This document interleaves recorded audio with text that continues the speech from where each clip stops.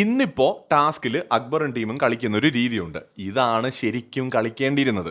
അത് ഇനി കളിച്ചത് കൊണ്ട് അത് എത്രത്തോളം അതിനാ ഒരു മൈൻഡ് ഗെയിം ലെവലിലുള്ള ഒരു സപ്പോർട്ട് കിട്ടുമെന്നൊന്നും എനിക്കറിയത്തില്ല. അതായത് നൂറെ അറിയാതെ എല്ലാവരും ചേർന്ന് ഭയങ്കര ആത്മാർത്ഥതയൊക്കെ കാണിച്ച് കൂടെ നിന്നിട്ട് ആ ടാർഗറ്റ് തികയ്ക്കരുത്.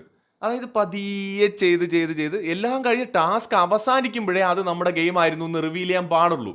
അല്ലാതെ നമ്മുടെ ഗെയിം അതാണെന്ന് പറഞ്ഞും കൊണ്ട് കളിച്ചു കഴിഞ്ഞാൽ സ്വാഭാവികമായിട്ടും മറ്റു വഴികൾ ഓപ്പോസിറ്റ് നിൽക്കുന്നവർ നോക്കും.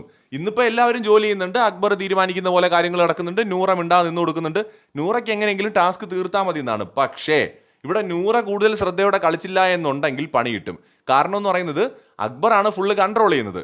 ഈ സമയത്തിനുള്ളിൽ തീർന്നില്ല എന്നുണ്ടെങ്കിൽ നൂറയ്ക്ക് ഇവരെല്ലാവരും വന്നുകൊണ്ട് ഒരു ഗുണമില്ല. ഇപ്പം നൂറ ആകെ പെട്ടിരിക്കുകയാണ് സത്യം പറഞ്ഞാൽ. മിക്കവാറും നൂറ നോമിനേഷനിൽ പോകാനും ചാൻസ് കാണുന്നുണ്ട്. കാരണം എന്താണെന്ന് വെച്ചാൽ ഇന്ന് ബിഗ് ബോസ് ബ്ലാക്ക് കോയിനും കൊടുത്തിട്ടില്ല, 12 ഗോൾഡ് കോയിനോ മറ്റുമാണ് കൊടുത്തിരിക്കുന്നത്. അപ്പോൾ നൂറയ്ക്ക് 2, അഭിലാഷിന് 2, അതുപോലെ അക്ബറിന് 1. ഇതാണ് ഇന്നലെ നൂറ കൊടുത്ത ബ്ലാക്ക് കോയിൻ്റെ കണക്കനുസരിച്ച്. അപ്പോൾ നൂറയും അഭിലാഷിനും ഈക്വലാണ്. അപ്പോൾ ഒരെണ്ണം അങ്ങോട്ടും ഇങ്ങോട്ടും മാറി വന്നു കഴിഞ്ഞാൽ കളി മാറി. ആ ബ്ലാക്ക് കോയിൻ അപ്പോൾ ഇനിയുള്ള ദിവസങ്ങളിൽ വലിയ ഇമ്പോർട്ടൻസ് ഉണ്ട്. അത് വേറൊരു കാര്യം. അതുപോലെ തന്നെ ടാസ്ക് ഇത് തീർക്കാനുള്ള സാധ്യതയൊന്നും കാണുന്നില്ല. 90 മിനിറ്റിൽ 25 ചെരുപ്പ് ഒരു മെഷീനേ ഉള്ളൂ. ഉണ്ടാകാൻ പറ്റുമെന്ന് കണ്ടു തന്നെ അറിയണം. കാരണം മാക്സിമം സ്ലോയിലാണ് അക്ബറും ടീമും കളിക്കുന്നത്. അത് അവരുടെ ഗെയിമാണ്. ഇന്ന് അവർ കളിക്കുന്നത് ഗെയിം, അത് നമുക്ക് സമ്മതിച്ചേ പറ്റൂ.